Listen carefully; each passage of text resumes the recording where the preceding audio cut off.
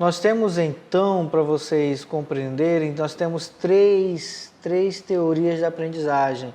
As que são fundamentais, existem outras, mas essas são fundamentais. A primeira que é o inatismo. O aluno, ele é um recipiente do conhecimento. O segundo é o ambientalismo. O aluno repete até aprender o conhecimento. E o terceiro, o interacionismo. O aluno é o centro do processo de aprendizagem. Há uma relação direta entre ele e seu ambiente. Mas, Adriano, me explica melhor isso aí. Eu vou dar um exemplo para você para deixar isso bem claro agora. Você já ouviu aquela frase, filho de peixe, peixinho é?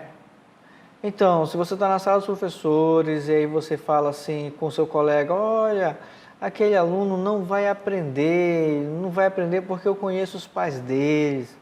Os pais deles são humildes, são pessoas simples, mas nunca aprenderam. Uma vez eu estava numa reunião com os professores, aí uma professora bem antiga, tinha ali uns 40 anos de magistério, ela falou, aquele aluno, eu sei quem são os pais deles, eu fui professora dos pais dele, eles sempre foram ruins, aquele menino não vai aprender porque vai ser igual aos pais.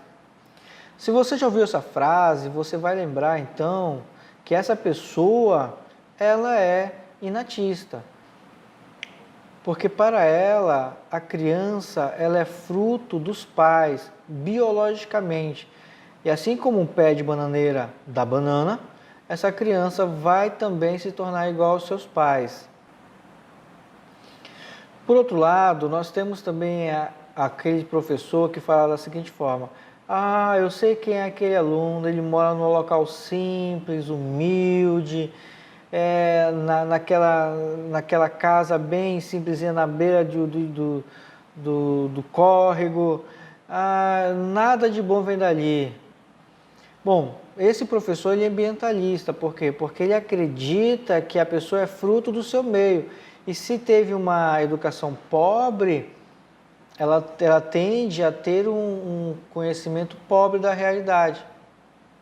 Por outro lado, ele pode dizer também, eu conheço os pais daquela criança, dão tudo de melhor para aquela criança, logo, essa criança vai ser inteligente, vai se desenvolver melhor e vai ser um médico, vai ser um juiz, vai ser... Isso porque, para essas pessoas, ou a criança ela é fruto do meio em que vive, ou ela herda as características dos pais.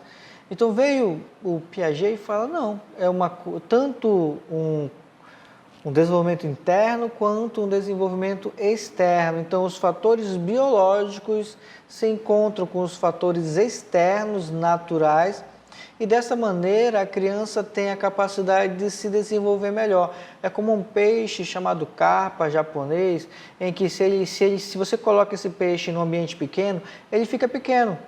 Mas se você colocar ele num aquário maior, esse peixe se adapta ao meio em que vive e ele fica maior.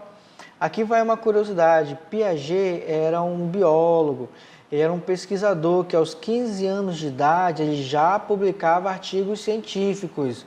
Eu não sei o que você fazia aos 15 anos de idade, mas aos 15 ele já publicava artigos científicos e ele tentava entender como uma criança aprende. Não vamos nos deter sobre a teoria de Piaget, não nesse momento, nem de Vygotsky. Então nós temos aí no interacionismo grandes nomes de destaque, como Alan, Piaget e Vygotsky. Existem outros, mas Piaget e Vygotsky são fortes candidatos a cair na sua prova. Eu quero que você entenda agora que nós não vamos entrar na teoria de cada um, ok? Nós vamos entrar nisso em outro momento. Aqui nos cabe apenas entender o interacionismo e o construtivismo e fazer questões de prova para que você possa mais tarde estudar melhor. Porque não nos caberia fazer isso agora. Imagina nós trabalharmos Piaget, as fases de desenvolvimento humano, acessório motor, pré-operatório, operatório concreto, operatório formal, o AAEA. Você vai lembrar da assimilação, acomodação, equilíbrio e adaptação. Você vai se lembrar das zonas de desenvolvimento, tem o proximal, que é aquela em que fica entre o real e o potencial. Você vai lembrar dos subsunsores, você vai lembrar de vários outros nomes Mas não nos cabe agora, nesse momento não, porque esse vídeo ficaria muito grande.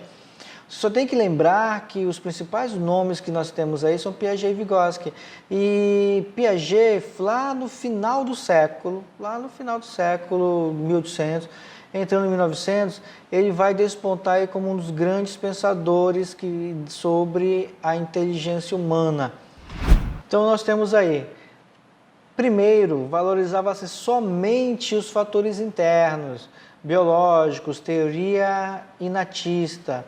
Mais tarde, passou-se a valorizar somente os fatores externos, a teoria ambientalista. Hoje, valoriza-se a interação desses dois fatores, os fatores internos e externos, no desenvolvimento humano, dado hoje o nome de teoria interacionista.